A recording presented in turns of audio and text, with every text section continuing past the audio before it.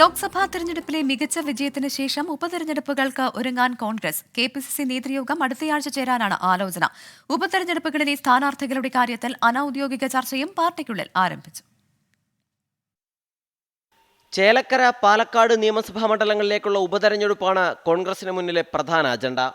രാഹുൽ ഗാന്ധി രാജിവെച്ചാൽ വയനാട്ടിലും ഉപതെരഞ്ഞെടുപ്പിന് കളമൊരുങ്ങും. ഉപതെരഞ്ഞെടുപ്പുകൾക്കൊപ്പം ഇടഞ്ഞു നിൽക്കുന്ന കെ മുരളീധരനെ അനുനയിപ്പിക്കാനും നീക്കങ്ങൾ ആരംഭിച്ചു. ഈ മാസം 12-ന് UDF നേതൃയോഗം ചേരുകയാണ്. അതിന് പിന്നാലെ KPCC നേതൃയോഗവും ചേരും. പുതുപ്പള്ളിയിലേതിന് സമാനമായി ഉപതെരഞ്ഞെടുപ്പ് പ്രഖ്യാപിക്കുന്ന ദിവസം തന്നെ സ്ഥാനാർത്ഥിയെ പ്രഖ്യാപിക്കാനാണ് UDF ആലോചന. ഒട്ടും വൈകാതെ സ്ഥാനാർത്ഥി ചർച്ചകളിലേക്ക് ഒരുങ്ങുകയാണ് കോൺഗ്രസ്. കെ മുരളീധരൻ സമ്മതിക്കുകയാണെങ്കിൽ പാലക്കാട് നിയമസഭാ മണ്ഡലത്തിൽ മറ്റൊരു പേര് ഉയരില്ല.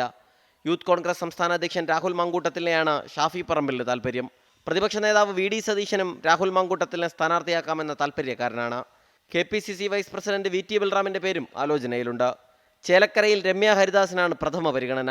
ആലത്തൂരിൽ വിജയിച്ചെങ്കിലും മന്ത്രി K രാധാകൃഷ്ണന് സ്വന്തം മണ്ഡലമായ ചേലക്കരയിൽ 5000-നടുത്ത് ലീഡ് മാത്രമായിരുന്നു ലഭിച്ചത്. രമ്യ ഹരിദാസിനെ പരിഗണിക്കാനുള്ള പ്രധാന കാരണം ഇതാണ്.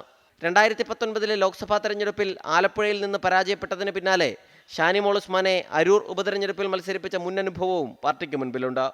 രാഹുൽ ഗാന്ധി വയനാട് ഒഴിയുന്ന പക്ഷം ആര് എന്നതിലും ചർച്ചകൾ ആരംഭിച്ചു. തീരുമാനം ഹൈക്കമാൻഡിൻ്റേതാണെങ്കിലും കെ മുരളീധരൻ സജീവ പരിഗണനയിലുണ്ട്. പ്രിയങ്കാ ഗാന്ധിയുടെ പേരും ആലോചിക്കുന്നുണ്ട്. 24 തിരുവനന്തപുരം.